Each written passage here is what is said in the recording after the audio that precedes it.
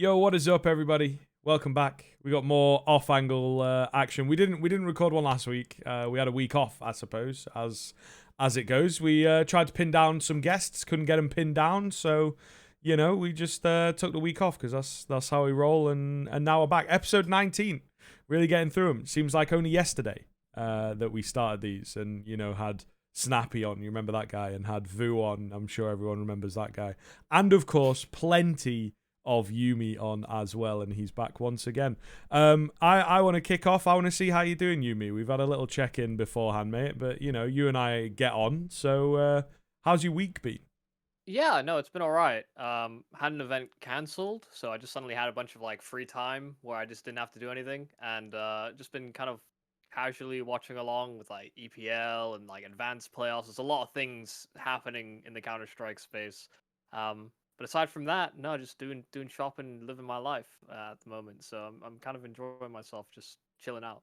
Yeah, fair play. What do you think to the advanced playoffs? You caught many good games, or just sort of keeping up with what's going on score-wise? Just kind of keeping tabs on teams that I think will do well, and some of them maybe not doing so well versus my expectations. Just I wanna know just how much or just how easy it is for them to get out of advanced playoffs if it is an easy trip, which for most teams it isn't. So, sometimes we have teams that aren't supposed to be in advanced domain, and so they just farm through the playoffs and then eventually make it to the next leg. So just looking out for those kinds of stories, to be quite honest. And right now, I don't think anybody's really delivering on that. So Yeah, okay, fair enough. I caught a couple games, like one map, because I was in with Dweg. Shout out Dweg one time.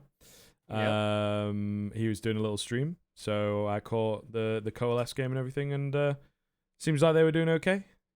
So advanced playoffs always good. We don't get as many English streams on them anymore. There was a time where especially during the COVID era, I think you had a lot of these guys kind of starting out, and we had streams everywhere. The Travs of the world and stuff like that. But now it seems like the English coverage is down a little bit this season, which is a bit of a shame. So hopefully we get that back. It'd be nice. What about you, Pranogo? You had a good week, mate. How you been doing? Yeah, overall so good. So far so good, I should say. The just been pumping out the content on my my other stuff every now and then. I'll post a couple of podcasts or whatever. So been slumming it. Been doing some good work there, getting some more stuff up. I think last time we spoke, we were talking about pitching up to investors and stuff for the game that we're making. So that's continuing to well, not borne any fruit yet, insofar as we haven't sent it out yet, but pretty close. So getting closer every day. So that's nice. And yeah, as far as the Counter Strike's been concerned, it's been nice too. I haven't been taking a look at any ESEA advanced or playoffs or whatever stuff is going on over there, but I have been looking at EPL. I have been looking at all the Source 2 rumors, Mm. and honestly, just like EPL is hard to follow because it takes a long time. The Source 2 rumors are hard to follow because, I mean, I guess it takes a long time for Valve to actually push the update, but also everybody seems to have something very different to say about it, and everybody has some different prediction or different inside scoop. Source, trust me, bro, or whatever. Really was surprised to see the Richard Lewis article. That was the Mm. biggest one that I was shocked by. I was like, holy shit, is it actually happening now? So that was interesting, and yeah, just seeing everybody sort of try to ape on top of that and be like, all right, listen, Richard Lewis said this, and now I'm going to say this, and we're just going to pretend the two are the same. Or I'm like reading into all of like the meme comments on the subreddit or whatever, where they were like, if we analyze like the third letter of the seventh sentence and we combine it with the second letter of the fifth sentence, it becomes source 2 confirmed or whatever the fuck. And I was just like, what are you doing? So that was some of the stuff that's been keeping my attention up in the past week or so. Sure, yeah, it's been a week in that sense. I think we'll kick off with some Source 2. We can check in with Pro League a little bit later on, but Sure, yeah.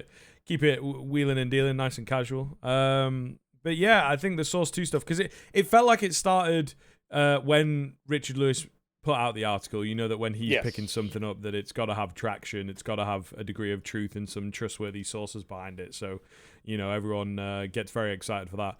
But it felt like from his article we were looking more at like a CS2, Mm-hmm.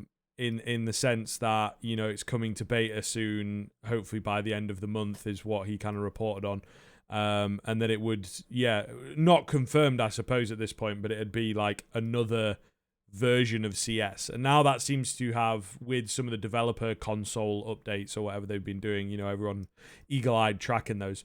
Now it's moved across more to Source 2 coming into CS:GO. So I'm still kind of confused. I think all the news is out there, and it's not really definitive. So I'm not really sure whether we are getting a different CS or whether we are getting Source. One would assume that Source 2 is going to come and be a part of a new iteration of CS if that's going to be the case. But it would be very strange. We've all kind of said it'd be very strange right now. CS is peaking, continues to peak. So why would we bring out a new version of the game just to split the player base or whatever? You know what I mean? And then the whole skin market and stuff like that. But yeah, it's been a really interesting couple of weeks when that type of news story gets picked up. It's always really difficult to keep up. And there's so many responses. Yeah, exactly. Yeah. It just starts changing, and everyone's got their own version of events. And even earlier today, I think, or maybe yesterday, Pasha Biceps himself was saying, "Yeah, you'll be able to lie prone and slide like in Call of Duty." And I was like, "What the fuck?"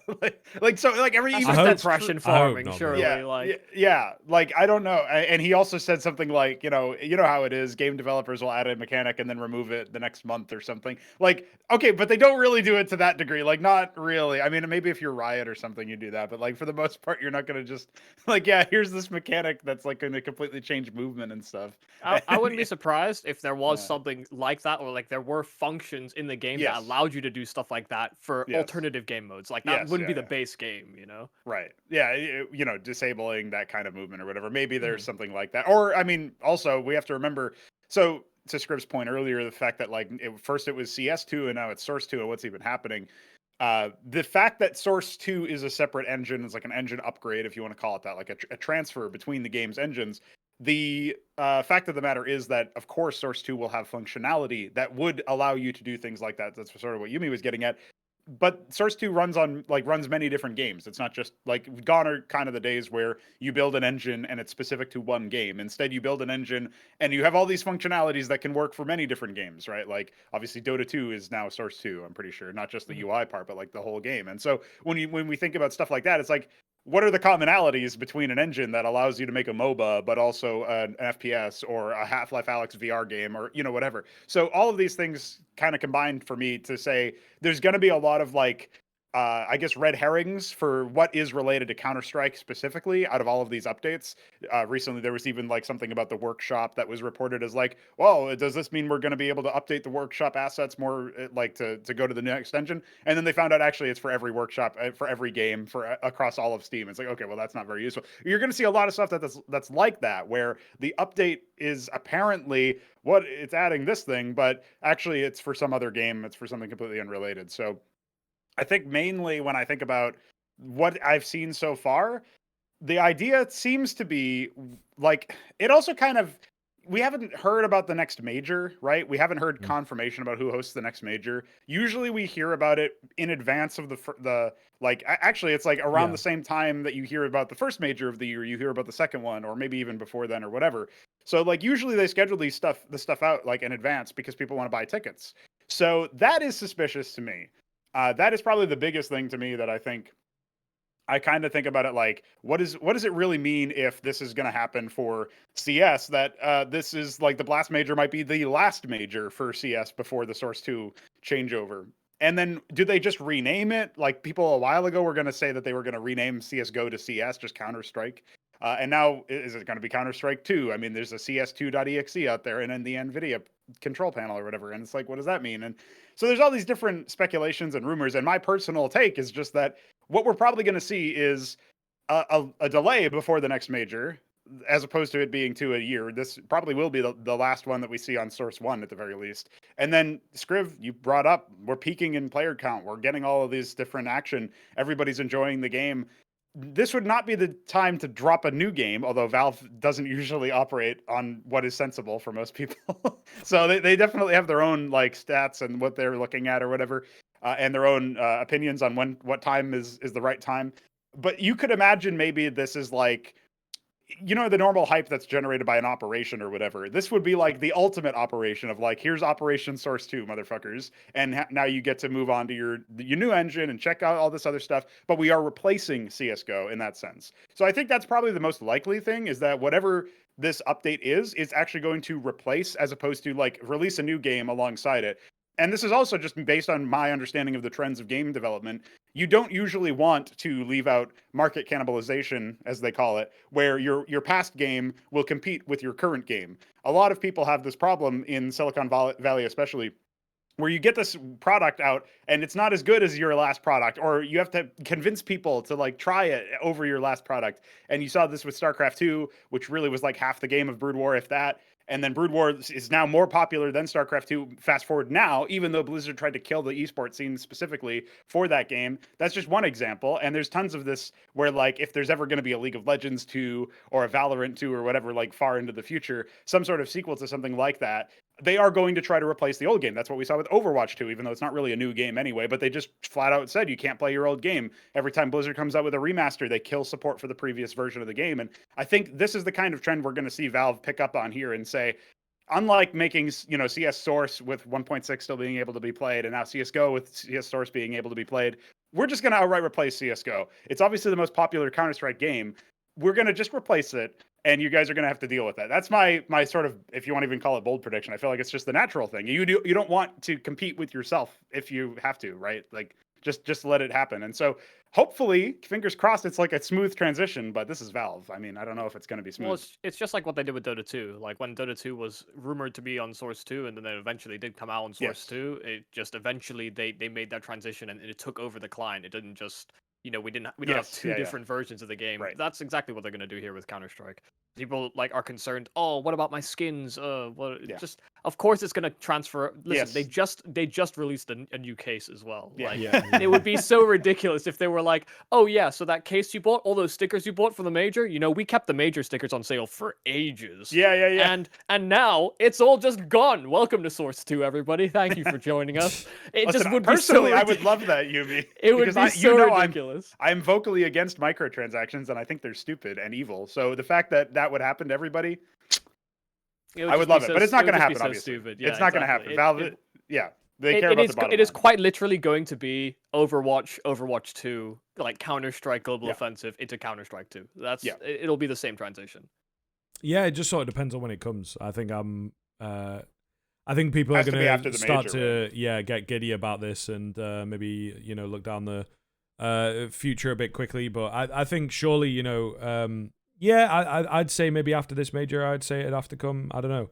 It's difficult. Well, the beta was supposed to happen at the latest, but on the 1st of April, which of course is hilarious because April Fools. But like that was sort of what was in Richard Lewis's article, if people can remember that far back now. Everybody's ran with speculation since then, and obviously all the updates that they've data mined and whatever. But you think back to that article, it says, you know, March, you know, mid to late March, and we're in mid-March now, basically. Like tomorrow will be mid-March or whatever. And then with the last day that they are for their internal target, which doesn't mean they're going to hit it, by the way, but that's the last day is the 1st of April. And so that would just be the beta. That would be like, here's, you know, you can check it out and see what's up. And again, think about how Blast, it must be bittersweet if you're Blast right now trying to host the major. I mean, they did market it as what's supposed to be the best major. If it's also going to be the last major before we transfer over to CS2 or Source 2 or whatever, that's a lot of pressure for them. And also I feel like maybe the hype of whatever their major is might be kind of like being like sort of ignored or whatever and replaced and supplanted by the Source 2 hype and like, oh my God, can you believe it's out now or whatever. And so, it's kind of like we had Anubis come in and they felt the need to use it for their World Finals in Abu Dhabi last year before maybe it was ready, before like when teams were still like cooling off and thinking that it would still be Dust 2 in the map pool at that time and stuff. So like it's kind of like that, but to a way greater degree. And now it's for your major event. You know what I mean? So I don't know what's going to happen there, but you would definitely hope that Valve isn't going to try to like pressure blast into do it using Source 2 for the major. Like this should be the send off if we're going to be honest, right? Yeah, no, that'd be totally ridiculous. But also, just to add to your thing saying, like, oh, it should come out latest April 1st or Yes. something along those Yeah. lines. Let's not also forget that the CS:GO Twitter did also announce, oh, by the way, those Rio stickers are going to be gone by the 20th of February. Yeah. And then, sure enough, they were still there long after. So I don't Yes, feel like yeah. Valve have a good grasp on how the calendar works. And they may just, extend that. I ran a poll on Twitter and I wanted to try and gauge people's reactions because I was concerned about this exact thing. If Source 2 came out before the major and then suddenly this is the last major on Source 1 and meanwhile Source 2 is playable or it could be experienced by players, I had the concern that it would actually detract from viewership and it would detract from some of the grandeur of the Yes. tournament. Sure, you could look at it from the angle of this is the final major before we move into the next one. But at the same time, I think it would distract people from the importance of the pro circuit for a while. The same way you wouldn't sort of schedule an operation around what the major cycle has to game, unless there was some way you could integrate it, which they should do, by the way. Yeah, of course. It just feels like there can be that detachment, and I worry that the casual would instead look away from the pro circuit, even though we would likely have an influx of people then coming over to look at the major, going like, "Oh, I heard Source 2 was released. What's going on over there?" Even if it's like Valorant players or Rainbow Six or just any FPS gamer. We'd have an influx of viewership just from that alone, but we'd also have, I think, a good amount of the players going to play the game, to see what the difference is with Source 2. If there is even differences at all, maybe it's just the same fucking game, and everyone's just like, oh, well, I guess I don't need to learn my smokes. Well, everything's the same. Listen, Yeah, that's one of the the one thing I worries. hope is that they at least fix like the obvious bugs, like the smoke Molotov combo that lets you just see through the smoke and shit. Like, come on, guys, come on! This is a competitive ready game allegedly, and it's been out for over a decade, and you guys haven't been able to crack this fucking code. Like, it just gives me flashbacks. Again, I'll bring up Brood War. In Brood War, and this includes even now, by the way, a million-year-old game, right? Everybody's like, oh, boomer war, actually. And then you go into it, and they have ramps, because the game didn't come with ramps that faced north and went like reverse ramps, as they call them in that game. They only go from the top of the cliff down. So if you're ever trying to go up like a cliff that's below you, you have to use these really scrap cobble tiles together, which have the complete wrong data, because they're just like, oh, let's just see what we can slap together. And as a result, if you're on the bottom of the ramp, you might have a height advantage, which means people miss your attacks. And then if you're on the top of the ramp, you might have a height disadvantage, which doesn't make any sense. It's obviously the wrong thing. And professional games and probably careers have been decided because Blizzard was too lazy to include actual fucking ramps in the game. And they still haven't really fixed this, because even their new ones, which are totally ugly and break all the time, are still also broken. And so like that's the case where it's like, bro, you have the smoke bug in the game that's definitely cost people like plays, rounds, tournaments, etc., and you haven't been able to fix it. Like, seriously, this, like, do you want the game to be about abusing stuff like this? And obviously we don't. Like, that's almost as much of a perversion as saving every round and stuff, right? And so it's like, don't have the game be like this, you know what I mean? So yeah, anyway. Almost as much of a perversion as say, what are you even talking about, bro? Yeah, well, you're perverting what the game is supposed to be about. Like, the game is supposed to be about taking skillful fights, doing these executes, managing the economy, and now it's been perverted into something else where you're abusing a bug, or because of the economic state of the game and the fact that the maps are really hard and the meta is really hard for CT specifically, you have to like overly save. I mean, like, you can't look at Outsiders and think, oh yeah, this is fine. Like, I call it a perversion. People can use whatever term they want, bro. I actually Free do think speech. it's fine. So it's a bit, Oh. it's one of the, it's just unfortunately a reaction to, like you said, the current state of the meta. Yeah. Unfortunately, players are Well, I good, mean, and they'll so we can- hold post plants yes. or whatever. That's just. Yeah. I get it. It's a different.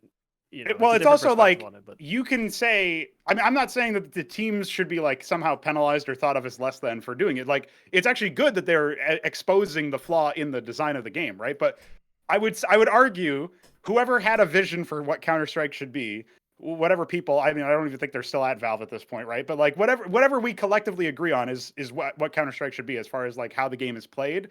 It's not how Outsiders play the game, right? Like, you can analyze it and say this is why it's good and this is maybe one of the drawbacks, but it's not good for like the spectacle side, and it's also not going to be good for just like if everybody has to play the game that way or whatever. Like if that becomes the dominant meta. Right now it's kind of niche and selective and stuff. If that were to be the dominant meta and everybody was going to save, and I think it's already too much like that now, you just have the wrong kind of gameplay for what your game was supposed to be. And I would say it's very similar to the smoke thing, where like in this case it's easier to draw that line because it's clearly a bug and you're getting an unfair advantage. But it's the same kind of thing, right? It's like, big jump bugging in the I think it was the PGL major way back. Like okay, should everybody be doing that? Is that really reasonable? Like, no, obviously you shouldn't have the game be about like abusing a bug in the engine to make it so that you can like get vision without exposing yourself, right? Like that's clearly not intended, if you want to call it that. Let me just finish this as a bug is a bug, and I agree that's like counterintuitive to the game. Yes. Decisions you make in the game, totally fine. Like, you can choose to save. You're conceding around by doing it. You choose to save. Yeah, you're choosing to like. Well, I mean, it's a decision tree. It's less fun, sure. Yes, it's less enjoyable, sure, but it is a decision, just like everything else in the game. Yeah, well, it's a decision to abuse a bug too, motherfucker. Oh, next point. What's the next topic? I don't know, just to kind of chime in a little bit. I think like the saving side of things for me. I don't know. I get what you're saying, Michael. I think it is a choice. It can be affected by the type of team that you're watching or whatever, but I just think it is starting to creep in a hell of a lot more. And I don't know if it's the way the game's meant to be played, man. Like I think sure it is meta, sure it is affected by that, but it's just feels like it's kind of this thing that started to solve the game a little bit, like and it becomes the sort of decision tree, if we're talking about that, has gotten a lot shorter to save. Right, especially there's a few maps in there that are just kind of ruined by it. I cast a lot of Inferno this weekend, so I kind of have PTSD a little bit. But that's definitely a map that is just kind of ruined, especially at the top level. It used to be B bomb site tough to take because it's like so claustrophobic, but now the A bomb site, you've got one smoke that stops. We talked about this with Kassad. To be fair, you got one smoke that stops the CTs coming in from B, and that's literally it. You just rotate that one smoke. So there's stuff like that. I think there's maybe certain maps that need improving. I hope what Source 2 brings in that sense is something that allows the maps to be edited a little bit easier, and we maybe have map changes more often. I think that's something that maybe the game, because you have to think as compared to other esports as well, right? With where the pro circuit lands, there are so many games that get played, so many repeat maps, I suppose, as well that happen as compared to Valorant would be the most similar. But then something like Rainbow Six, you might call out. Their maps are huge. Their maps are massive, right? And it obviously has got the whole suck outside. too. Oh, well, listen, man, I'm saying nothing. But if I can wallbang through every material in the fucking world or whatever on that map, 1.6, their maps suck, bro. Yeah, you can't just wallbang. You can see through the little bullet holes. It's so stupid. Sure. I don't know. It's a fun game. It's a fun game. Not going to knock Rainbow Six too much. I'd say it's better than Valorant. I'll knock it. It's garbage. I have no idea how the professional play looks, but outside of that one clip there was unfortunately a caster commentator for that game who passed away, and I remember seeing some of his like one of the most hype rounds that he had casted or whatever in sort of commemoration of him, so to speak. And that was like that was my only experience with watching the pro level, and it did seem like, I mean, again, sample size of like 1 30-second clip or whatever. It did seem a little bit weird that like the guy who was clutching was like, I think he was just like laying down or something and like waiting for enemies to come to him. I might just be misremembering, but that's like the kind of thing that like maybe. No, I mean the game's got a high skill ceiling. It's obviously got like a lot to learn or whatever, but it's a terrible sport to watch. Like I see. It's pretty hectic. It's definitely it's all over the place, man. Yeah. It's kind of crazy. But yeah, something that maybe allows like the map edit. We talk about this a lot, right? The rotation of maps and all that kind of stuff. Maybe that needs to be stepped up as well. That we just have, a new map every sort of 6 months or something like that. Especially now that we're getting sort of the pool of workable maps is bigger. Dust 2 was kind of shit in the end, right? Sure. But it isn't an unplayable map or an unwatchable map, right? If you take it away work on it, bring it back. Or if you kind of, you know, take it away and don't even change it and then bring it back, you're still going to have like a freshness that comes with that. Or maybe it's like, okay, now we have a meta where you play more aggressive maps, right? Now you have a meta where you play safer maps, you know, kind of your overpasses and infernos and things. So it'd be kind of interesting. And I mean, Cash, what's happened with Cash? Cash was in the pool for a long time, and then they took it away. They reworked it, touched it up a bit. It still functions pretty similarly as it used to. The mid-window thing is maybe the biggest change. And they've not brought that back in, you know, 2+ years or whatever it feels like. So They just didn't want to pay FM Pone 150K. Yeah, it is ridiculous when you find out how much money they apparently did get Tuscan, but I mean, it's not. We were talking about Tuscan when it came out. I don't know that it's super ready for the current state. But you know what, Scriv? While you were talking about maps, and I have no attachment to this idea. So if everybody says actually this is shit, I'm totally fine with that because maybe it is shit. But I just came up with this idea while you were talking. I was envisioning, and you would have to work this out somehow. But I was envisioning TOs announcing their map pool uniquely, like they would have a distinct map pool, or like maybe it would be similar. Maybe you'd have like fan votes, but again, you'd have to like make sure that nobody's like vote botting or whatever, because obviously you could have like a competitive advantage if, you know, like, oh, I'm really good at Anubis, so make sure Anubis gets it, something like that, right? But I was imagining something like that, like if we have that and we have the fan interaction angle, and then pros can be like, please don't vote Nuke because I'm bad at Nuke or something, you know, whatever. Like you could sort of like roll that into one thing, and I don't know if it would be good, but I was just thinking, like, what if that was the way to have some more freshness for the as we get more maps that are competitive ready or acceptable of a certain quality, then that does give us the opportunity to maybe have more freshness in there. And I don't know if maybe it would be best served for only like exhibition tournaments or lower tier tournaments or something.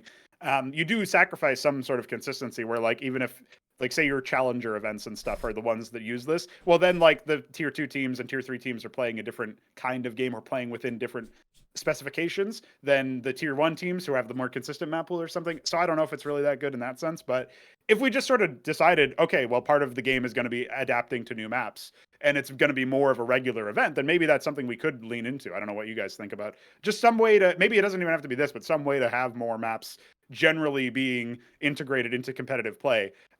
Because I think that would be, that's one area where Counter-Strike has, like, we talk about why Counter-Strike is great, and one of the reasons actually is that Valve doesn't change it too much. But I do think that maps in particular, like, you can learn a map. Like, you can learn a map to, at the very least, like a bare bones level of competitive integrity, like competitive play, you know, good enough to watch, good enough to play, etc. Like, you can learn a new map in relatively short order, I feel like, to be at least like have a puncher's chance on it, assuming the map isn't absolutely terrible, like an Ancient or something, I guess. But like, for the most part, when you look at it, you're like, okay, well, we could have more maps. Like, I see Iris, you know, I see all these maps. Like, you could give more maps a chance, I guess, is what I'm saying. And maybe that would be one way to get more eyeballs on it and more interest in the sport in general, right? Yeah, well, because I feel at the moment it you know, is a good idea, maybe hard to put into practice. You're already walking into that a little bit, you know, mentioning, oh, maybe it'd be like challenger level events and nothing above that. But I'd certainly feel like we are getting kind of boring out here. You know what I mean? Like, there's a lot of Counter-Strike that happens.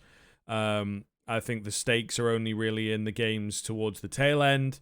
You know, they've obviously tried to freshen things up a bit with Pro League, and it's nothing to do with the game itself, nothing to do with the competitiveness. It's all to do with the broadcast, which, you know, is one angle, and it's a lot of fun. I'm really enjoying watching the Pro League games at the moment. You know, they're all having a good time.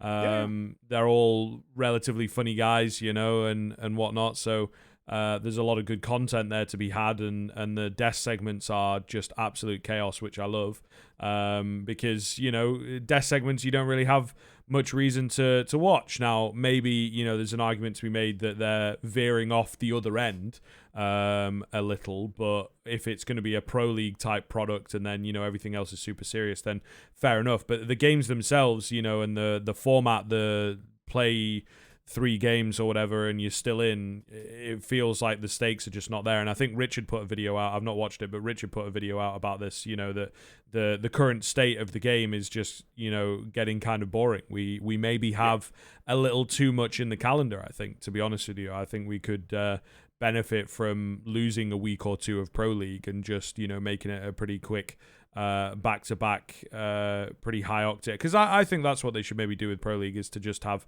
so many games going, and just crack it out in a few weeks rather than having it over this 6-week period. And it's like, I don't know, maybe, you know, for like the business side, the sponsor side or whatever, it makes a bit of sense, but I don't know how many people are watching this and kind of really, really enjoying the stakes or whatever. I think it just kind of comes down to a few big teams. Like, do you reckon there's a large group of people that are bothered about Rooster and Greyhound and stuff? And it's like, we got to give opportunities to those regions, but we should also, you know, maybe have them playing games that feel a bit more important. So I just think it, at the minute, is kind of a bit of a stale one, really, when talking about stuff like Pro League, and it even is starting to spread to, you know, the early stages of a Katowice or whatever. So to bring it back to your point, I definitely feel like something like changing the maps up would be a cool move, and just the thing as well, you suggest the challenger events. I think that they would be the events that would benefit from it the most, because I think that they suffer from the, you know, people come to support their team but maybe not support the tournament, right? So Or their betters. yeah, very true, very true. Of course, you know, just on that sort of tier 2, tier 1.5 potential upset might happen. Think about it. They can bet on which map wins the fan vote. Easy, dude. I think just simply like it makes storylining almost impossible if you're gonna have an underdog team ever succeed. Like, if you come from one leg and you've got a different map pool and you enter the next tier and there's a different map pool, it kind of ruins the whole journey to a certain degree. Like, I wouldn't mind. Yeah, maybe we have like a core set that is always consistent, and then like maybe like one or two. I think it just has to be done by seasons. Like, if we were gonna have a map rotation, you know, the same way we have like a player break, and then we say it's the new season. You just have something like that. If we were gonna implement that, or we change the map pool every year, you know, something along those lines. Like you said, there's enough maps out there now that you can sort of implement them and pull them in and out of rotation. I think I actually think we're going to see the departure of Mirage, because I don't know that they have. Do they have the ownership of Mirage? Like, do Valve own Mirage? Because I can't remember. How else would they? Because they've been updating it every now and then. I mean, very infrequently. So, but they must have some sort of. Imagine paying rental on Mirage, guys. Like, imagine how expensive that would be. I'm just trying to think of the maps that they don't own in the current map pool, because they've removed all of them, I think, right? Yeah, I think they have full ownership of all of the maps now. But then they still have Cobble, they still have Train, they still have Dust 2, all 3 maps that have been in the rotation before. If they do add in Tuscan and they own that too, yeah. Yeah, exactly. If they do add that in, then suddenly we've got, you know, 4 or 5 floating maps that we can then suddenly rotate between, should we see the need to. I think it would be a nice way to spice things up, but I do agree that the lack of availability in the calendar is kind of part of the issue, because even if you have a casual event, you know, ESL Pro League has done a good job of, I guess, being the spiritual successor to Beyond the Summit, because that's now dissolving, and you know, we're not going to see them come back, which is it's very sad to see. But that's only one event in the calendar year, and then if you've got all these other things going on, you know, you might have a nice idea. You know, I thought running VIP tournaments, you know, where it's like protect one guy and then escort missions, you know, something that's very difficult to do in current CSGO, because there's no Funk vehicle, by the way. Valve, add that in Source 2, please. Yeah, come on, bro. You know, having things like that to, I guess, change the pace, or having show matches where people are playing football, or I've thought of the idea, why don't we just have a 5-on-5 paintball thing, for like a full-on structured tournament with teams that are actually good at Counter-Strike. Make it like a first-person shooter. They have to actually do things. Like, you could have cool ideas like that. Put the GoPros on them and all that, yeah. You could have cool ideas like that, but then around the corner, a week later, might be like a Cologne or something. And are you going to be able to get top-level teams to sign up for, you know, these lower or these smaller events that are more fun, more casual, less money, less grandeur, as opposed to them boot camping or like preparing themselves for a Cologne? It's just so hard to make that argument if you're a professional organization that is trying to make money from your esports org, and the players that are trying to win more money as well. It's just it's an almost impossible argument to make, unless, you know, you just happen to have a free calendar. We need more gimmick events. That's what I'm hearing. Yeah, no, Way more. I'm Gimmick for events. it, man. I'd That'd totally be be down cool. for it as well. I think it'd be it would just, like I say, the whole kind of calendar is just feeling like,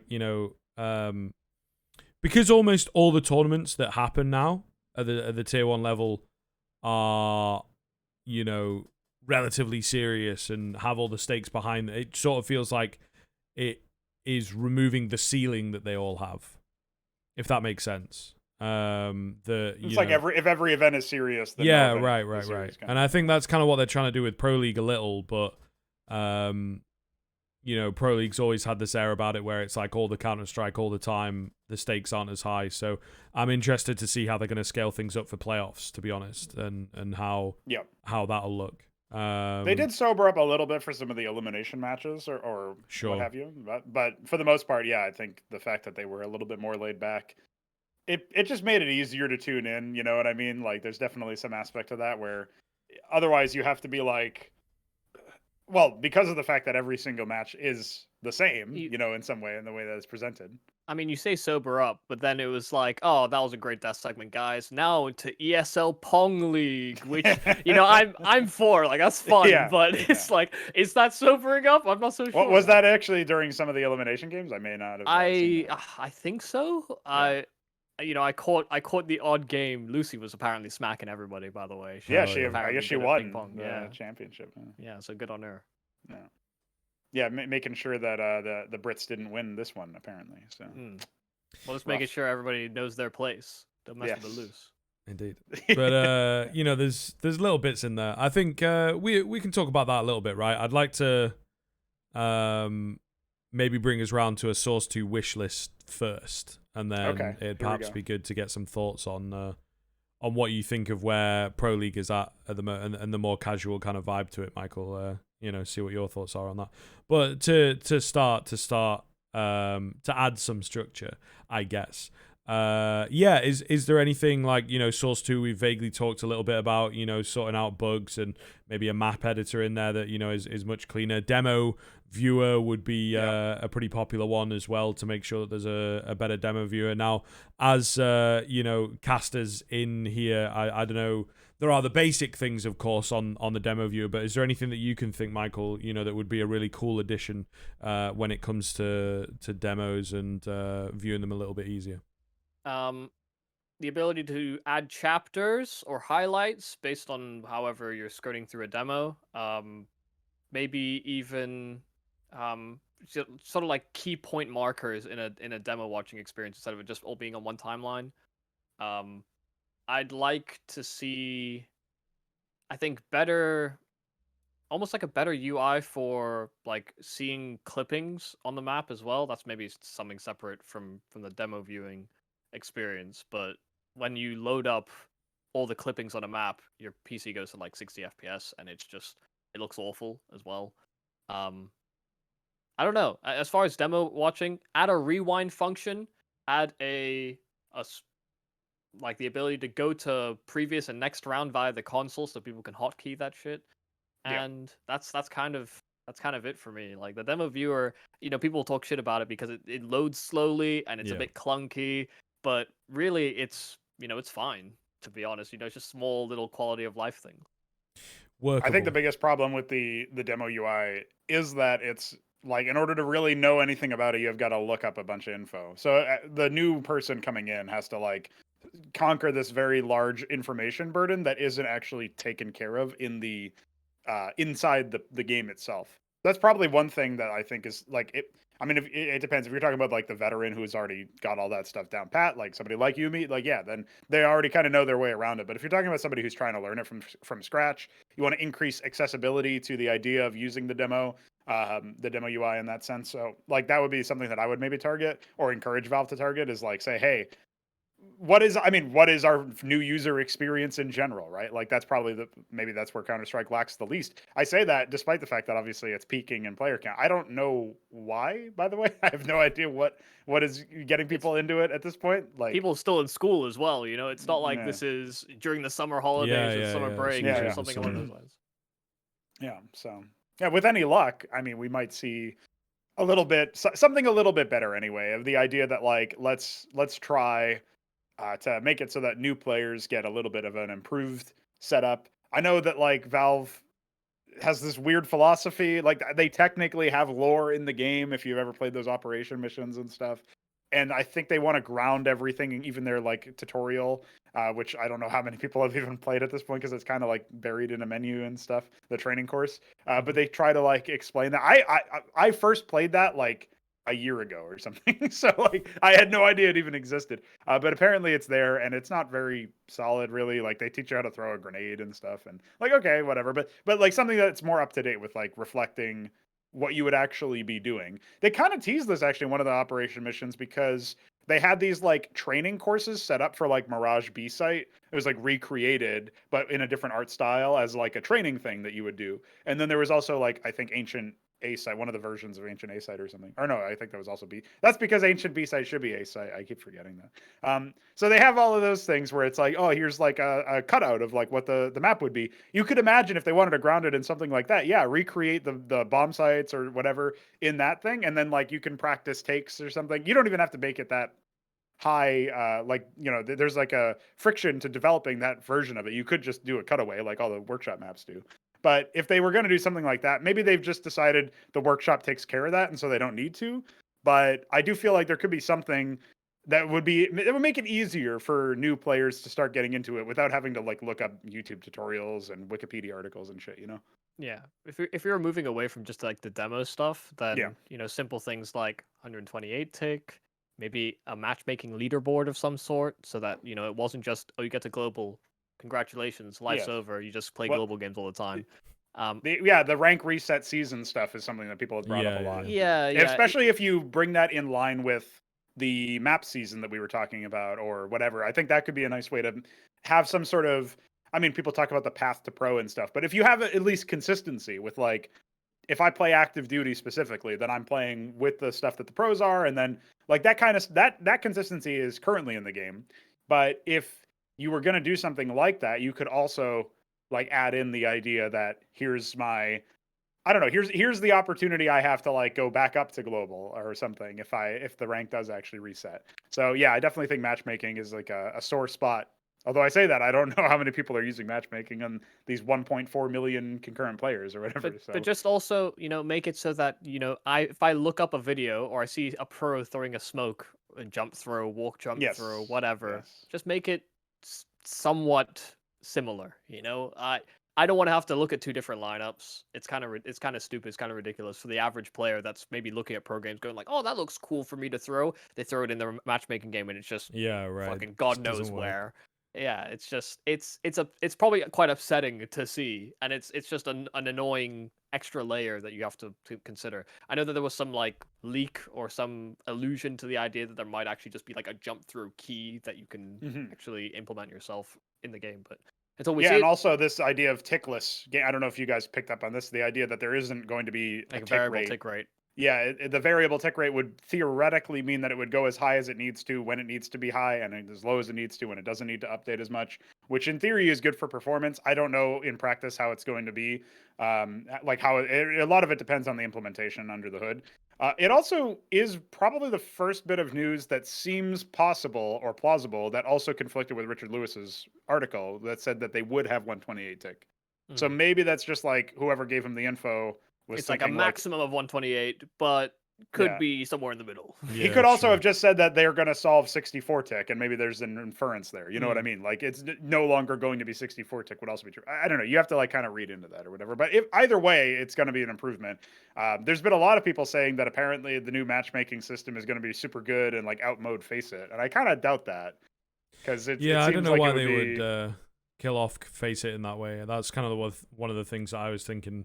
Especially when it comes to 128 tick as well. It's kind of like leave Face It to its own things. Face It's pretty good for the hubs and the leagues, I guess, the sort of little leagues that you can take part in. But they have to be careful not to kill off some of the. You reckon they'll just because it could potentially gut a service like Face It pretty savagely. I mean, first off, one of them's gonna die, ESCA or Face It. Yeah, one of them has to go. Because it's a redundancy within their own company, and maybe they're trying to work off this sort of like artificial compete against each other thing. They do provide different services. FPL more a pugging platform, ESEA more a leagues and ladders kind of platform. But at some point or another, they surely are going to merge, because it just seems, from just a business point of view, it just seems a little silly to not have them eventually come together. But I don't think Valve are going to care about that, because Faceit have tried to run Dota circuit things in the past on their platform. They've run TF2, they've run just a bunch of different games, and they have implementation in a bunch of those different games so that people can play up against other pros and the sort. I don't think that will go away. But just in terms of simple laddering, if they actually just have a good matchmaking system, I think a lot of people will move away from Faceit. Counter-Strike is one of the few games that we have in the esports realm that players aren't scouted off of like the normal matchmaking system. Yes, right. yeah. There's so much. Even Dota, that's very much the case. Like top ranking players in Dota end up getting scouted by teams, because that's just the natural progression of things. It seems. If I was Valve, that would be one of the priorities, is that you want to be in charge of the players that sort of make that next leg up, because it's a good storyline for you as a product. Like, I'm playing a matchmaking game against global players, I could be on, I don't know, Mouse or something, or I didn't want to say FaZe, but some a level like that, or a Fnatic. Yes. Someone could be scouted in the same way. It would be kind of cool. I think a fleshed out matchmaking would be something that I'd be quite happy with, to be honest with you. An elo system, right? But again, it's such a. They'd still have to be global in a sense. I don't know how it would work, right? Because you want to keep the character of the game alive, with stuff like that, and all the ranks that lead up to it. So I don't rightly know. Well, if they call it Counter-Strike 2, they just replace Global Elite with 2. Of course. I am too elite. Yeah. Yeah. Yeah, It's like some bad elite speaker. Yeah, Just a yeah, very bad gamer tag. Yes. Yeah. Big fan of But that. but I obviously don't want Faceit or ESEA as platforms to lose, or like I don't want them to dissolve entirely. I just think that's unfortunately where Valve are gonna head. Yeah, I mean, the only reason why these companies exist is because Valve was lazy, basically. So, like, I mean, if the Valve decides to not be lazy, then your whole business model is in jeopardy at the very least. I think they've always liked the open circuit, though, is the thing. Yes. Yeah. So, Valve really like the idea of not doing work is the thing. So if you can get like the workshop community to do all the tutorials and Faceit and ESEA to do all of the leagues and ladders and pugging, they don't have to do as much work. So I mean, they didn't even make CS:GO. For us? Thanks, guys. Yeah, exactly. So yeah, no surprises there if they decide to not do that. But also, I don't know. It does feel like it's high time Valve actually decided to work with CS. Like, Thor made this point a long time ago, but Valve makes so much money off of Counter-Strike for so little output. And you could imagine if we wanted to make even more money, we would just do like 10% more work and it would happen, right? It's like, I mean, you have people asking for more cases so that they can buy more skins. And it's like, I don't know. I can't relate to that, but that's like Valve is literally just like, well, we could pick stuff off of the workshop that other people are doing for us and then release it, but that's too much work for us, so we're not even going to do that. Like, the amount of money they left on the table just from that alone is ridiculous. But meanwhile, like, they could also be actually doing real valuable work that improves the game. And I mean, you can see it right now. Like, the worst fear I have is that they see that they've done pretty much no work and they have 1.4 million concurrent players and then they decide to coast.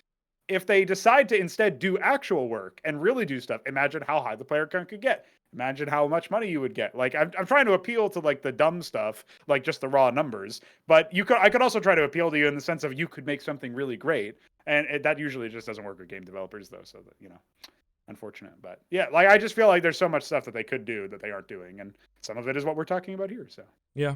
I'd kind of like to see a more fleshed out game as well. Maybe if they had, you know what I mean? Like, all these funky game modes that they have when an operation comes around would be kind of cool to just have a playlist of those all the time. Because that's one of the things with CS. I feel like it's a very intense game.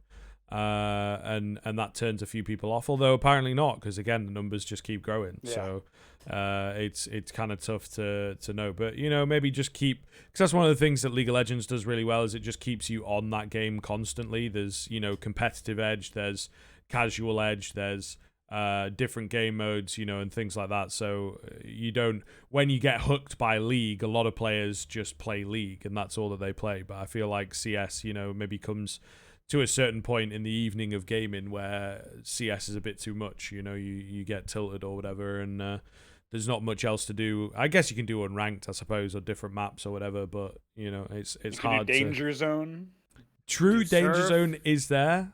Surf, KZ. Yeah, Surf feels like it. I don't know. Zombies. Maybe have those a little more integrated, because I think the community maps or the community game modes or whatever can be a bit hard to get into. Pronogo talked about ease of access. I think that sometimes the community server browser, it's still from the source. And it's like you get into a server, it could be really hard, it could be a bit weird, it could be like Spider-Man running around, you just don't know what's going on. So I think what they're likely to do is in Dota there's a separate sort of part of the client that has like an arcade feature where modding of your game and modding of files or whatever is expected, and it's regulated in such a way. Now there is weird manipulation that can happen with arcade games, but I imagine that's what they're going to do with Counter-Strike, is that they don't want people downloading some random files from a random website that's not something that they can control, because that's what a lot of these servers on the server browser is. Like, you go into a Warcraft mod, you're downloading some file dump off of some other platform that's not affiliated with Valve at all. And at some point or another, that is going to cause issues. We saw it with the Molotov and Smoke, or I guess the Molotov bug, which allowed you to see through the Molotov perfectly because of some zombie mode that actually altered the game file so that you could see through it properly. Like, those are silly things to have happen, and I imagine they're going to try and want to circumvent that. They've already fixed it in Counter-Strike, but they don't want a new issue to arise by something similar. So that will be what happens, I think, with the community server browser. Like, just there's a medium, or there's some sort of integration that they can have that allows them to regulate what access is given to the actual like core game file, so it doesn't affect competitive play. Yeah, and also so that you don't get like remote code execution on random people's computers, which was like a really big exploit that people were having. So hopefully they can preemptively safeguard against that stuff.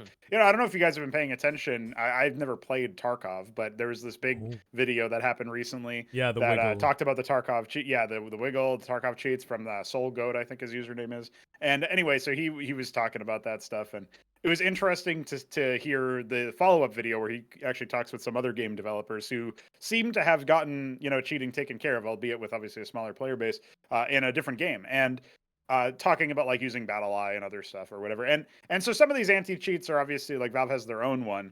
But it was interesting to hear about like, these are things you can do. You can like have a specific team, dedicated to that. And again, I guess the cheating is like, for whatever reason, people put like stuff that's totally unrelated to engine layer upgrades and stuff in the wish list for the Source 2 update. So they'll say like better anti-cheat, which I mean, it can be related to the engine, but it's usually not. Like, I mean, it's a programming task you have to do no matter what to incorporate some sort of anti-cheat. Like, maybe the engine makes it slightly easier or something, but for the most part, it's not like you unlock another level of anti-cheat capability by having a new engine. You would just program whatever you needed into the old engine because you've got the source code. So it's not actually that difficult to do, or whatever. It's not going to be made easier necessarily to a significant degree, at least to my knowledge. And so when you think about it like that, it's like, well, obviously the anti-cheat doesn't really make sense to package with Source 2 if there's going to be an update. But you could at least put some people on this problem. And it does feel like occasionally we see VAC waves and stuff come in, but it's usually like very late, and it's usually, they've already ruined a bunch of games. And nah, mate, they're trying to get a robot to do it. Yes. Yeah. Well, maybe ChatGPT can help them out with that. How do I solve cheating? Well, first you must fix humans, and you can do that by adding more AI to the world, and that will definitely not bring about Satan. And that's the response that you get. So, yeah. Nice. Fuck AI is what I'm saying. Fuck AI. Fuck AI forever. Yeah. Different topic, different day. But please don't crawl this video AI and slander imprison on me my later. podcast. Yeah. Or whatever. I don't know. Robot is friend. Yeah. I'm already indoctrinated. Cool. Listen, you guys are insulated. Now when the AI takeover happens, they'll only come after me. So good job, guys. Nice. Easy. Yeah. And it's all there on record, Yeah, I don't know. I think the anti-cheat stuff's not been talked about for a while, it feels like. Yeah. There was definitely a wave, maybe like a year or so ago, where everyone was, NA especially anti-cheat was neat, like cheaters were everywhere basically. Yes. But it just kind of feels like over the past few months we've not really heard any rumblings about it, which is kind of funky. So I don't know if it's just become normal or if top level American players just now go to face it ESEA. It's kind of hard to say, but yeah, we've not really heard anything about the anti-cheat. I think that'd be a big one though, to be honest with you, because Tarkov's a bit of a different case. It's a relatively small team that work on that game, right? I went through a phase of playing it quite a lot and whatnot.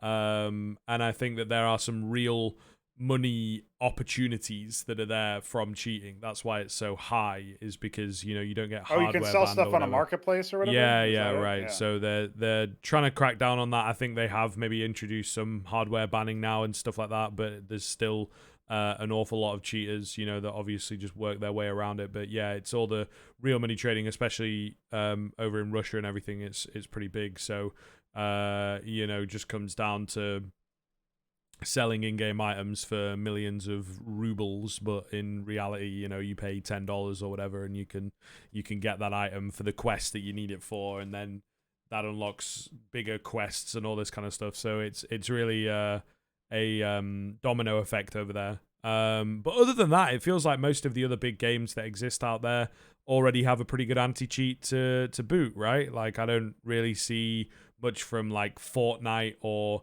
other game, League of Legends. I don't think anybody it's not a cheat friendly game, I guess, because there's a lot more like macro decisions that come into it. But you would have to script mechanically or whatever. yeah, like right. And I think there are a few that exist for sure. But I mean, there are a bunch of Dota cheaters a bunch of Dota pros got banned for cheating recently. Oh, and, right, okay. One of I think Vu made a shitpost tweet that was like, device just got banned by VAC. Right. It was a different device. It was actually it's like a Chinese device. Oh yeah, I saw that. Yeah, I was very confused as to what was going on. Yeah, and a bunch of these But it's a basically tweet, so. the way that I think it's funny because the Dota developers seem to be so proud of the way that they caught a bunch of cheaters recently. Like, if you launch the game, it was like, oh, we did a cheat wave, and we did this because we kept access to the file, like this one file that basically doesn't do anything. Oh yeah, I heard about this. If a client had access to it, we knew that they were most likely cheating, and so they've just kind of gloated that in front of everyone. I don't know why you would reveal that information. Yeah, we just like we caught you guys, and look, it was such a simple trick. It was just a little honey trap, and you guys fell for it. I think they do take pride when they do accomplish things like that, but we've yet to see any of that. Like, we're the child they didn't want for the longest time. Like, be proud of us now, Dad, and hopefully in the new version we're gonna actually have my speculation, and this is totally just conjecture. We were talking about the second major earlier. If they were gonna do another major new launch of Source 2 on Counter-Strike, might be Washington. I think a major in Washington would kind of be, oh really interesting. Because that's at least close enough by that maybe even Gabe says hello. Wow. Okay, yeah, well, see, the only thing is that Gabe decided he would only show up to games that had Source 2 engines. I don't know. Dota 2, he was showing up there before that. But yeah, whatever. there's if it has two in it, either the engine or the name of the game, then he goes in. See, because he can't count to three. Not he one. Can't count to three. Yeah. Not one, not three, two. Yeah. That's the perfect number for him. Yeah, apparently. Would be good to see the guy come out a little bit, but that's kind of a cool idea, because the rumors about the major were Perfect World, right? We've not had it confirmed, but it was a while ago that we were talking about that. So, but again, I don't think you can really hold a major in China, though. Logistically, yeah, exactly, might be a challenge. Maybe still, maybe a Shanghai or something like that. Maybe. Could be. They've done, obviously. Did they do a Valorant? No, I don't think so, right? But they did one of the League of Legends worlds out there in the bubble format. You remember bubbles back in? Right. 2021, 2022, stuff like that. Yeah. So we could see that. Yeah, we could see that, but I don't know. Could be possible. I just feel like wherever they go with it, like the next major, right now, my prediction is the next major, not Blast, the one after, will be with Source 2. I just don't know if it'll be this year or not. I mean, you have to give people time to acclimatize, but maybe it will be. Like, we're still kind of early on, this is only quarter Yeah, one it didn't still, change so. much with Dota, really. So Yeah. Yeah, Well, right. it heavily depends. Like, what are they interested in changing? Because I guess this is something we might have led with, but Valve has, like we were talking earlier about the vision of the game and like, does saving fit into that, like excessive saving or whatever? What obviously like bugs don't really fit into that, but like, what do you call a bug versus a feature and all this other stuff, right? Like the silent drops would be one example where it's like, is that a feature? I mean, it's clearly like a bug where you can like silent drop from that spot under ramp in Mirage A site. Yeah. Like Rops was doing that a lot and stuff. So it's like, okay, you can abuse the engine in this way to silent drop and then surprise somebody. Like, do we really want that to be the game? Or like, and then also like the fact that like sometimes jumping makes a sound and sometimes it doesn't seem to and stuff. So like, can you make stuff like this consistent, or like what should be done to clean that up? Because, obviously there should be information plays. There should be audio cues, like in my opinion. So like if that's the take that they have, but Valve has a take. They have some of their own idea of like what the game needs to be, and that's why they do the very occasional balance change. And like they are trying to do something. They're going after something. We just don't know what it is. They're not very transparent. And so I feel like it might be time for them to experiment. Like that's the other thing, is that I don't know if Source 2, CS:GO 2 or whatever is actually going to be similar in, like, is it going to be, yes, I think it'll be broadly similar. Is it going to have some significant changes? Is it going to have a new weapon, or I don't know, like some new feature in the movement or something crazy like that? Like we talked about, obviously Pasha saying that like, yeah, you can slide like Call of Duty. Like, what the fuck? I don't Also, think Simple so. was just like, oh, this, there's not even a beta coming out. Players haven't been floated. It's all just a lie. So Yeah, you it know, was yeah. Everyone So in I mean, Seattle it could was all like, be true, all of the above. Like it Yeah. could not be coming, it could be coming, it could have COD movement, who knows? But like, I don't know. I just kind of think about it like, what could we see? And like, this is total speculation, but I feel like Valve could just decide to come in and blow things up and change a lot of stuff very differently. I've been personally hoping that and this is like, again, there's no way that anybody would actually do this, unfortunately. But I've been hoping that there could be an extra strategical layer, especially as the economy has gotten more simple and more understood by a lot of, like, more solved, I guess, especially with the saving and stuff. That if you actually detonate the bomb in a certain spot, then maybe that spot is meaningfully changed in the next round or something like that. I was hoping for some sort of macro game strategy layer for a long time, and it doesn't really seem like that's something that you can do in Source 1. So this is another thing we have to think about, is what are the capabilities of Source 2, and are they going to leverage any of those? And so that's another thing. Like, you could actually have, like, there was this map, Destructible Inferno. I don't know if people played it, but it was like, you could blow up the walls and stuff. And like, yeah, that's something that you can do a lot easier in Source 2 for people who don't know. And so the idea of like maybe that being something that they actually try to do could happen. Also could just be like what Yumi was saying. Maybe it's like Dota 2 where nothing changes and they just have a new engine. So. I mean, I think that's probably their goal, to be honest. Could be. And then if they want to do some crazy stuff afterwards, they can expand. That's what the engine is supposed to allow the capability for. So. Yeah, that's very true, actually. I think we'll probably just get, to be honest, it's going to end up just being some graphical improvements and maybe some changes to skins. I saw like a AWP Lightning Strike Source 2 preview. I don't know if you guys saw this, but it's all like animated. Just a little higher res, please. Yeah. But that kind of thing, I think, probably will be it. If we get 128 tick, probably not going to change, to be honest with you, but it would be nice to have like a bit of a leaderboard elo system. And then I think it'll just be a graphical touch-up for now. I don't think that there'll be too many changes. They might change some sounds or whatever. But at the end of the day, the game is as popular as ever, and we want to see what they're capable of on the Valve end. I would like some experimentation, but it's kind of like, again, maybe we add in new modes and then have like a classic mode that's the main mode that's played or whatever. It'd just be great to have this game, really, really fleshed out. But I don't know. I think, again, we're all very used to Valve generally being relatively subtle. But then again, some of the updates that they do are kind of crazy. So, And at the minute, they've been savage recently with adding maps in, and just kind of really changing the game up. Like the last 3 maps that we've had have been incredibly different and incredibly unique. So Yeah, not Yeah, all but well it's over the received. course of like 3 years. So I know that if is you- true. how That is true. But they definitely do. It felt like for a while, because you got to remember the game's been out for like 10 years.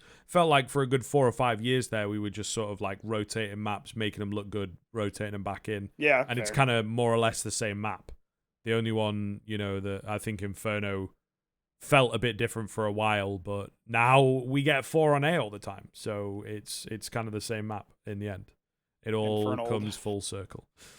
Cool. Let's talk a bit about Pro League. We got about 20 minutes or so here. We can touch on where Group C was at. Actually, kind of an interesting group, to be honest with you. We had some really cool games in there, and a few disappointments, to be honest with you. It felt like it was all about my man Zai Wu. This guy went off absolutely crazy in this group. So really impressive stuff from him. Like, geez, I'm just looking at some of the numbers refreshing where map results went, and this guy just took over all the games that he was in. So nice one against FaZe. That was actually a pretty good game. The double overtime. Well, as it 2 overtimes. Yeah, so the Australians, they look kind of fun. I think start on where Vitality went, right? That's where I think we'll start, because they obviously look like the strongest team in the whole thing. We have this game at the end that always feels a bit weird. Both teams qualify, but it's kind of like a seeding thing, who gets, the skip, as it were, in the playoff rounds. But yeah, Vitality looking like they're, back in a way, but they didn't have the hardest run, to be honest. They also didn't have their full 5. Like, Yeah, you're with talking Jax, about Zywoo right? popping off. Jax Yeah. was doing work. Yeah, Jax that's had true. a great tournament as far as this group stage is concerned. I mean, incredible impact, getting some great entries, playing a lot faster, looser Counter-Strike or Vitality as well. Which I think Apex even spoke about on the sort of casting desk couch thing that they got going on. He was talking about how not only is Jax a great guy in the server, I mean, a little bit more serious, but outside the server, very lovely guy, but also very capable of taking kind of fights like this. And he had to call in a way that would allow him the freedom to do things like that, try to facilitate him to succeed, and did exactly what they needed him to do. Like, he played with such aggression that would be so uncharacteristic of dupreeh to have as a designated role, that it changes the dynamic of Vitality so substantially that I don't know. I actually have them as one of the favorites moving into playoffs, because I think it's going to be very hard for teams to deal with it. Yeah, I have to say that we should we should caution against being super crazy on Vitality because of their run, and also because when they did meet FaZe, it was a game that, as Scriv points out, maybe didn't matter too much. Also, what the fuck was that Anubis match where they were down 14-1? And that was my tweet, good map, because it's just the scoreboard of like all the T rounds, and then overtime. Like, I couldn't believe it, honestly. It's so ridiculous. But also, I mean, when you actually look at how the rounds were lost sometimes, it was like they got an advantage, FaZe that is, and then they ended up, getting owned by some miraculous play, sometimes from Jax himself and other times from Zywoo, right? So you have to think to yourself, okay, like, how is this consistent? How consistent is this going to be? And normally that wouldn't matter for a tournament, but it is going to be a little bit before we hit playoffs, right? Like, it's a little bit of a distance between now and when playoffs begin. And maybe during that time, I mean, obviously they'll have time to theoretically improve or innovate or add more things to their playbook. But if they end up getting figured out or anti-stratted or something to that effect, or, preemptively solved in some other fashion, I do feel like maybe they could collapse earlier than this run would indicate, right? But at the same time, you have to say hats off, especially to Jax, who definitely performed better. I remember there's a lot of skepticism with this stand-in choice, probably deservedly so, where he's not a top performer usually. He doesn't have the frags as like the main person on the team by any means. Yeah. What happened? He plays Even pretty yeah. whack on Heat, to be honest. Yeah. Yes. That team really wasn't that good. Yeah. He joined and it think was like, wow, this might be, the tier 1 knowledge they need, and they just kind of goof around. And Apex kind of outlined, like, all he needs is the right group of guys, which does imply that Heat are the wrong group of guys. Yes. I mean, that whole org seems like it's fucked, to be fair. Like, they're not paying players salaries and stuff. and So especially Jax being one of them, who I would imagine was brought in on a bit of a higher salary and the promise of, some decent money. So it does kind of check out. Check out like FaZe checked out of Anubis, apparently. So nice. Unbelievable. I don't know how that happens. It is kind of wild. Yeah, pretty depressing game to watch, to be honest. Yeah, the T-sidedness is just crazy. I don't think it's not that actually- crazy. It's not that. It's not that crazy, but I think it definitely feeds that's into what I'm it a saying. little. This is Yeah. definitely an outlier fluke that might be Mhm. maybe could have happened on any other map as well or something. But like it just was like, what are you doing? So yeah, I don't know. I am a little bit over CT sides not being able to post very convincing plays. Like it's kind of like how Ancient used to be, or I guess yeah, it's like before the CT changes to the CT, like the CT spawns. Obviously, the T side was a little bit less favored on Ancient, and now CTs are a little bit more like, or rather, I guess I got it reversed. So CTs are less advantaged now after the change because of the spawn changes to the timings, and because they don't really have cover to fall back to. They just fall back and they're out of the bomb site, and they have to play retake, and that's not super easy on the B site. A little bit more doable on the A site. But then you think about like, I don't know. I'm just kind of also over maps where teams like kind of ignore one half of the map for like a significant point in time. And on Anubis, it's the A site because of the lack of connectivity to the rest of the map. Like you kind of want to station one guy there, maybe two at most, and then like have a more mid to B heavy presence on the defensive side. And I do feel like if there's some way for them to, I'm not even necessarily saying a map change. If they can figure out on the CT side how to exit A on a flank, they can be super impactful in those fights. It's just they almost need like to throw a nuke style smoke wall to block off angles into the A bomb site or the entrance to A, the A main, and then they can maybe lurk out or what have you, or at least threaten that. And then suddenly you can't. But like at the same time, if you don't keep all your smokes for connector or whatever people are calling that. I think they were calling it a glizzy or something. No, that's the other one. Whatever the call out is. Dark under. Yeah. Electric. Danger. They were calling it raw. Okay. That's what they were calling it. They were calling it raw, scrawny and laundries. Anyway, that spot, like if you don't keep your smoke for that, you just die. So like I don't know, you have to do a timing based play or something. If they can figure out how to effect change on the map a bit more on Anubis, then CT sides can be more defensible and more sensible. They can take early fights and then fall back, but like Vertigo, Ancient, and now Anubis all have this problem where you just ignore or very heavily that's true. bias towards the other side. You know what I mean? It's just like I'm over that. I would prefer. And with Inferno, we're even seeing it like you mentioned, Scriv, with like 4A sometimes. It's like gravitating towards that direction. I think we need maps with a little bit more connectivity in that sense. And I was an Anubis backer. I thought this map would be pretty solid, but and maybe it still will be. Maybe it's just a couple changes away, but as of right now, it definitely feels like CTs are starving for options. You can't even realistically flash your way out of B and fight in B main. You know what I mean? Like it's actually really hard to take map control as a CT at pretty much any point in the map. Maybe in mid, but like you have to like bank on the idea that the Ts have less people in wherever you're going, and it's not always super easy because obviously I just mentioned A main seems really restrictive to actually get out. So yeah. Rough situation. But anyway, we're not necessarily talking about maps, just talking about EPL. This is sort of the observations I've had watching, especially that phase Vitality game. Sure. But yeah, hopefully Vitality can build on the success. It would be nice to see Jax at grand finals again. You never know what's going to happen. Kind of impressive results as well for like even though the Australians didn't do so hot, they didn't actually make it out of the group. I think still some impressive games that came out of them against Brazilian opposition. I don't think many people, or even them beating NIP, I guess was a big one for Greyhound beating NIP was crazy. I mean, NIP just had a huge collapse at this event, and it was quite disappointing, especially as an Alexi B backer, as somebody who thinks he's pretty legit. Well, as an Alexi B doubter, I have to ask the question, and I still ask the question continuously. First, OG failure, 2 years, never made a major. As soon as he leaves OG, sure enough, they make a major.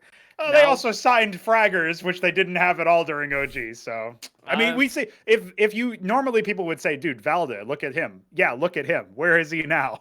He went to Ents and did nothing. So I don't know, man. I don't know. You can say the roster strength on OG was legit in that. I just don't think that you can claim that he is some kind of mastermind in-game leader. When I think that you put Carrigan in a similar role, he made pieces that were less proven, less experienced. He made them look like a proper team for a decent amount of time, especially on Mouse.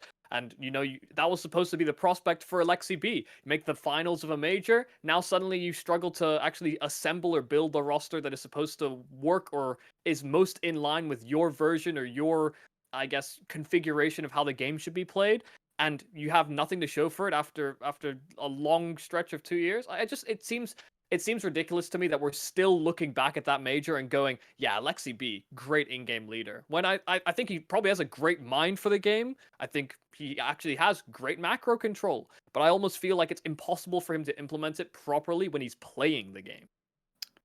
Well, let me put it to you this way, right? If Kerrigan goes to OG in Alexibi's place, I'll tell you one thing: NBK and Issa are kicked immediately. So yeah, you're right. Alexibi didn't forcefully integrate his part of the game. Like the fact that there were so many dissenting voices and people who were just not fit for purpose definitely does hinder him. But if we flash forward to NIP, this roster is fucking weird, man. Like Hampus was looking pretty solid and then takes a leave. We don't know why. Hopefully everything's good. And Config steps in, and so far hasn't really looked like himself anyway. And by the way, I still can't believe he gets chances at tier 1, but whatever. Everybody thinks that it's totally fine what he did, and especially what he's like. You don't know that he's really that changed necessarily, so that's like a separate argument. But like this lineup is whack, and also they haven't really had the time because they keep making changes. Like the config announcement came on the back of Alexi B specifically saying, "Hopefully, we won't make any more changes to this lineup." Like, you know what I mean? It's like literally like a 1 week later, but or after less than a week Katowice, later. they had like 3 weeks, almost 3 weeks to work with this 5. Yeah. Yeah, but I what don't are know, they if doing it- in the 2 weeks? What are they doing in that sense? What would you want an IGL to do if they step in? They've got this guy who's notoriously hostile to, coaching and all this other stuff, and has clearly got a checkered past. We don't know what Alexibi, like if Alexibi asked for all these players, if he said, "Yeah, get me head trick, get me config," okay, then there's more blame, right? Because he's taking ownership. I don't know what the fuck this guy's done. NIP has notoriously just gone over people's heads in the past. Like they've literally, like basically similar to what Astralis did. Glaive tactfully saying, "Hey guys, we don't have like sometimes you just have to do the best you can because like this is the lineup we have." He was like basically saying like the lineup, the management just went over my head. And Hampus outright said that in one of the past interviews with I think it was HLTV, saying like, yeah, NIP just decided this is the 5 we want to stick. Like the pros can maybe try to encourage people to not change the lineup. That doesn't always work, right? And so generally, I feel like NIP was probably a cursed project. I was very surprised Alexibi joined it at all. But I don't know how, like it gives me ESA tag vibes where the guy just like goes between teams and the projects are all like kind of scuffed initially. And then he doesn't even like, for however good ESA tag is supposed to be, he's not given the best opportunity to shine in any of the rosters that he's been in since maybe like the old heroic lineup or something, which is now like 3-4 years ago. So yeah, as far as Alexibi goes, I am disappointed that we haven't been able to more definitively state whether he is good or bad because of the fact that all of his lineups seem absolutely messed up, and not necessarily for reasons we can always pin on him. Like we would need to talk to him and say, "Did you request these players?" Right? I just don't think we could give it. I just don't think we can give him his flowers unless he actually achieves something with a roster that he himself is heading. That's I think we've had this conversation before where in-game leaders are defined by what they win, and star players are defined by how well they do. Yes. It's these are important things to distinguish, because if you don't achieve anything, you might have the best mind in the game, but whether or not you can actually pull it off is a whole different argument. Like I think James, as an in-game leader, one of the best in the world, and he has achievements now to back it up as well. Brings in a completely weird, totally out of whack philosophy that no one else can really emulate to and replicate to the same degree. Like that is important. Like I would say art, probably in the same discussion, change the foundation of the game, blah, blah, blah. But it doesn't mean anything if you don't win anything with it. Sure. Yeah, I think I'd kind of disagree as well on the Alexi B point, in the sense that like Headtrick's a really moldable player, right? I think that's something that, IGLs really have to show their craft at, is that they can take sort of young, fresh players and, put them into a system, particularly when they're an AWPer, particularly when they're promising. So I think that having him to show off is certainly something that, felt like Headtrick would join this team and really be able to carry the mantle. They'd been without an AWPer for a while, and yes. It was something that they'd been after for quite some time. Rez, meanwhile, one of the, for me, most versatile players at his level. right, and has really looked good despite NIP looking bad. He always looked good, and this tournament he really looked whack. I think that he might have given a bit too much room across to the likes of Config and allowing him to play his own game and take control or whatever. And it's like maybe you should be setting Rez up in those positions instead and allowing him to be the star player and Config to be the role player. It just feels like the whole thing Brolin's fallen off a cliff. Yeah, too, Brolin I don't know also. what you do if you're an IGL behind that. You definitely need to maybe they need a sports psych. I don't know what's going on over there. He's really suffered. Maybe he's really not comfortable speaking English after all. I always thought that was like a deflection of like, just don't want to play with Sweden. I just don't want to be on this Yeah, team, right. actually. Yeah, just get me out. I want to speak Swedish. yeah. So I don't know what's going on now, but that's definitely a problem for them. So they definitely have problems. Yeah, and it's really hard to quantify what they are, to be honest, because it feels like there's a lot of pieces here that should work, right? We have Config, Record Breaker, we have the young malleable player Brolin with a really high ceiling, and as I say, Rez, one of the more versatile players in the scene. So I think I also agree. I think that Alexi B, micromanager, listened to the system. We heard some comms that one time, and everyone was like, wow, what a great mind for the game this guy has, and really able to command the troops, as it were. And I just think that he's not fluid enough, especially in the modern game, with how important mid-rounding is, and just these very throw yourself in there kind of in-game leaders, and everyone follow suit and just work with me, work with my reads. And I don't know how many reads Alexi B's setting up. I think he's more of that, like I say, micromanager, and it's like if they play to our tune, if they play to our game, then fair enough. But at the moment, everyone's kind of playing their own game, and especially in a pro league, when you've got so many of these teams coming in like 0-0 Nation or whatever, it's like they should never be losing. It's ridiculous. Losing to Greyhound, losing to 0-0 Nation. Yeah. They shouldn't be losing to either of those teams, A name 0-0 like Nation didn't even have an in-game leader. Yeah, right.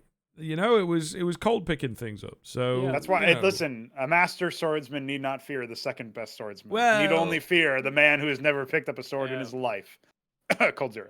Sure. Just kidding. Sure. Also, I mean, Cold was having a great tournament as well. Like, since he started in-game leading, it seems like he's fragging hard, man. So I mean, I could only give props to that. Yeah, I mean, 0-0 Nation, I mean, if we want to switch gears to them, they were a bit of a revelation here to even make playoffs. Really surprising stuff. I was thinking that Greyhound would beat them after beating NIP, obviously, and then didn't happen. So tough situation for them.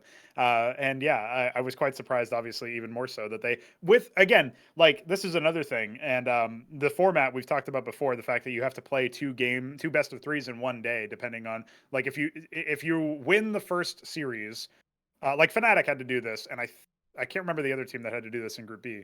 But now we've seen actually all three of the teams so far that have had to go through that gauntlet of playing two best of threes in a single day have actually qualified to playoffs, right? In this case, it was 0-0 Nation defeating Greyhound and then NIP in a successive series. So that's impressive just in terms of like the fact that you were able to hold on. I think both games were a 3-map series, but maybe they did Greyhound in 2. I can't remember. Either way, it was impressive, right? And so Fnatic did that, and I can't remember the other team. So yeah, the fact that it is unfortunate for the Australians. It is unfortunate for NIP, and definitely a black market specifically on NIP. Like, they should be getting it out of this group every day of the week. Probably the biggest upset so far. I don't know if anything is, maybe I'm just blanking on something that happened in Group A, but maybe Cloud9 over G2 would be one thing. But like in this case, it's like, okay, at least those are tier 1 teams allegedly. I'm still out on Cloud9, but they're top tier teams. Like in this case, the fact that NIP gets owned by both Greyhound and then 0-0 Nation is just what is going on. So that's probably the biggest upset so far of the tournament. Yeah, I think so. I think definitely the biggest underperformer of the tournament as well in NIP, because it's not just once, it's twice. I think is maybe a better title to give them. But yeah, really kind of stands out as I think the worst performance of the tournament. The only other upset might be that EG took one map off IHC. Shocking. Absolute shocking.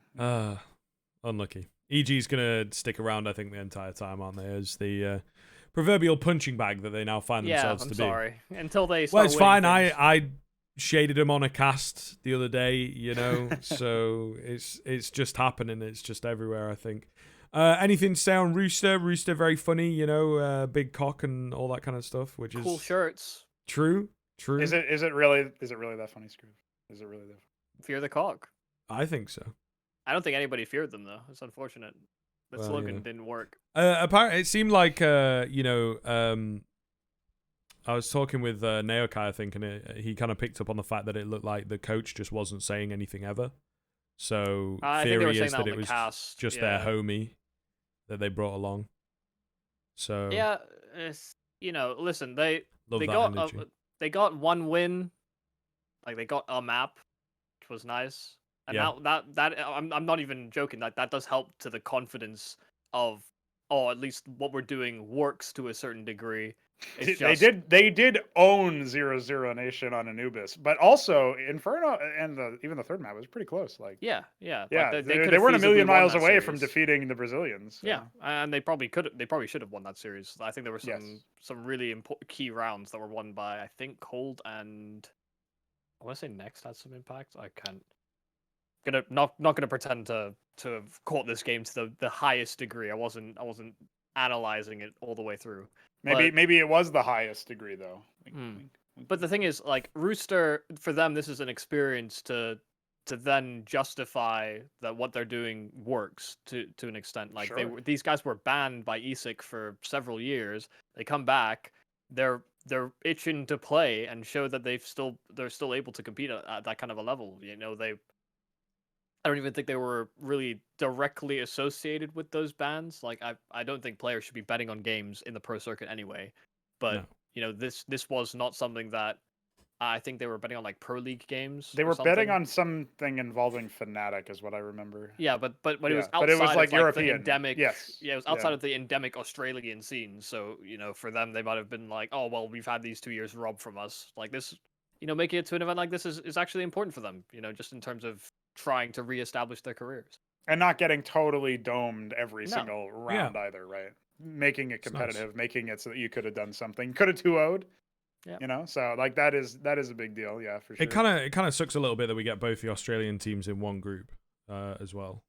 Yeah, that is a bit whack, but we'll have that for the RMRs for the British teams too. So Yep, yeah, true. that is to be fair. Unfortunate. kind of unavoidable sometimes. Just the way it pans out, just the way it goes. Mm-hmm. Cool. I think that's going to do us, to be fair, fellas. We've talked Source 2 over a fair amount. I know that Darian's got to get off quick sharp, so, we are stuck to the 90, but we like the 90, The 90 always feels good. 90 minutes, hour and a half. So that'll do us for another episode of The Off Angle. If you've watched the whole way through, thank you very much, and we will again catch you next week.